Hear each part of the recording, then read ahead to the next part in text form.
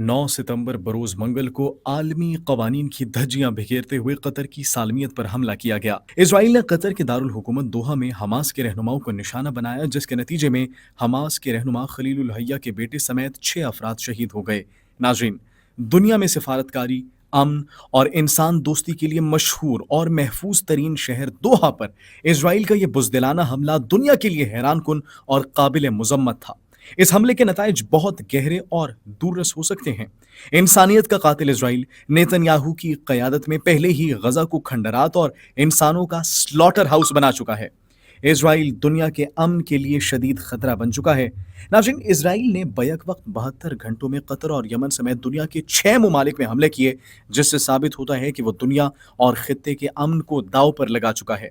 मशरिक़ वस्ता के एक महफूज पुरअमन और ख़ास तौर पर अमरीकी इत्तेहादी मुल्क कतर पर इस तरह की इजरायली जारहियत खित्ते में अमरीकी इत्तेहाद और खित्ते की सिक्योरिटी के लिए सवालिया निशान बन चुकी है। नाज़रीन, हमेशा की तरह पाकिस्तान अपने बरादर मुल्क कतर के साथ इस मुश्किल वक्त में खड़ा है।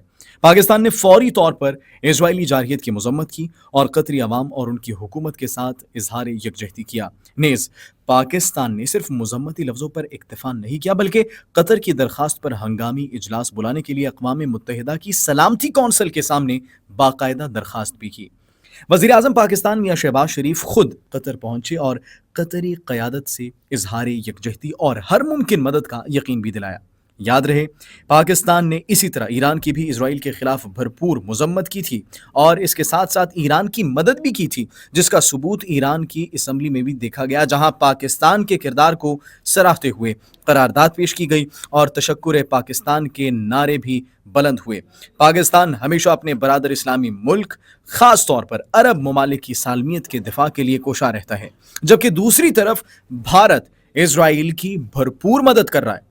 इससे पहले भी भारत ने ईरान के खिलाफ इजरायली जारहियत में खुफिया तौर पर ताउन किया और आज भी भारत कतर के खिलाफ इसराइल के साथ खड़ा है। वाज़ेह रहे कि मई में पाक भारत जंग के दौरान इसराइल ने भी भारत की भरपूर मदद की थी, मगर पाकिस्तान ने तारीखी शिकस्त से दो चार किया। यहाँ ये वाज़ेह होता है कि नेतन्याहू और नरेंद्र मोदी दोनों मुसलमानों के अज़ली दुश्मन हैं। दोहा में की जाने वाली सेहूनी जारहियत ने हमास और इसराइल के दरमियान सिफारतकारी के दरवाजे बंद कर दिए हैं, क्योंकि दुनिया में आज तक ऐसी मिसाल नहीं मिलती कि सिफारती वफ्त पर हमला किया जाए। इसके साथ ही गजा में इजरायली जारहियत और मुसलमानों पर ढाए जाने वाले इंसानियत सोज मजालिम के रुकने की उम्मीद भी दम तोड़ती नजर आ रही है। इजरायली यरगमालियों की रिहाई भी अब नामुमकिन दिखाई देती है। अमन के दुश्मन नेतन्याहू हकीकत में अमन चाहते ही नहीं। अगर वो वाकई अमन चाहते तो जंगबंदी पर मुज़ाकरात करते लोगों पर हमला करना था। नाज़रीन, इजराइल का जंगी जुनून और इस्लाम दुश्मनी दुनिया के अमन को तबाह कर रही है। आज कोई मुल्क नेतन्याहू को दुनिया का अमन दांव पर लगाने से नहीं रोक रहा।